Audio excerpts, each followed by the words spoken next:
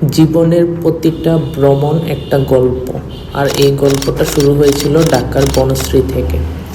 Backpack কাঁধে, মনটা ভরা উত্তেজনায়, আর চোখ শুধুই সেন্ট মার্টিনের নীল স্বপ্ন। রাত 9টার আগেই বনশ্রী থেকে বেরিয়ে পড়লাম। রাস্তাঘাট তখনও নীরব। সুন্দর স্বাভাবিক একটা দিন ছিল। আমরা টিমের সবাই যাত্রা করলাম আরামবাগের উদ্দেশ্যে। যেহেতু আরামবাগ বনশ্রী থেকে বেশি দূরে না, তাই আমরা কয়েকটা অটোরিকশা নিয়েই রওনা হলাম। সব টিম মেম্বারদের সাথে মজা করতে করতে অটোতে পৌঁছালাম আরামবাগে। এখান থেকেই শুরু হলো আমাদের মূল যাত্রা। বাস স্ট্যান্ডে তখন রাতের হালকা আলোতে জেগে উঠেছে যাত্রীর ভিড়, জাকুনি দেওয়া গাড়ির শব্দ আর হকারদের চিৎকার, যেন একটা নিজস্ব সুর।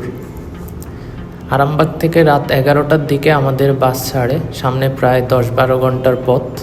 সিটে বসেই জানালার পাশে হেলান দিয়ে রাতটা দেখতে লাগলাম। ঢাকার আলো ধীরে ধীরে মিলিয়ে যাচ্ছে, আর সামনে খুলে যাচ্ছে নতুন পথ।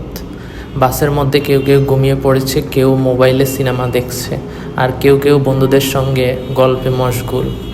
প্রতিমধ্যে কমলাপুর, চট্টগ্রাম বাইপাস, কক্সবাজারের কাছাকাছি কিছু জায়গায় থেমেছে খাবারের জন্য বা বিশ্রামের জন্য। রাতের গভীরে দূরের পাহাড় আর গা ঘেঁষে চলে যাওয়া রাস্তা যেন একটা রোমাঞ্চকর সিনেমার সেট। ভোরের দিকে বাসের জানালা দিয়ে সূর্য ওঠা দেখা, সেই অনুভূতি ভাষায় প্রকাশ করার মতো না। সূর্যের আলো ছোঁয়ায় পাহাড়ের গায়ে নেমে আসছে লাল আলো, আর আমরা ধীরে ধীরে পৌঁছাচ্ছি টেকনাফে। সকালে টেকনাফে পৌঁছে প্রথমেই চোখে পড়ে সমুদ্রের গন্ধ মেশানো বাতাস আর জেটিঘাটের কোলাহল।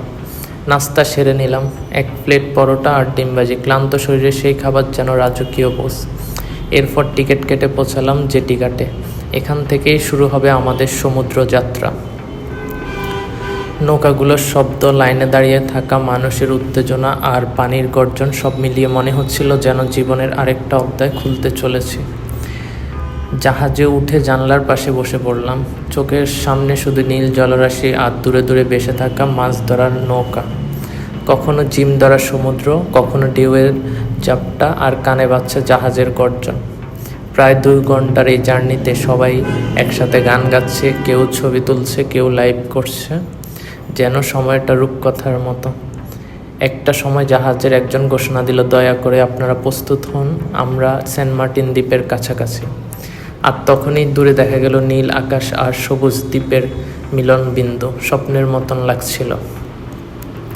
সেন্ট মার্টিনে পা রাখা মানে জীবনের গতি থেকে বেরিয়ে এক টুকরো শান্তির দ্বীপে প্রবেশ করা।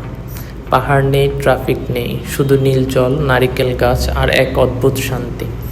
ঘাট থেকে নেমেই চারপাশের পরিবেশ দেখে মনটা শান্ত হয়ে গেল।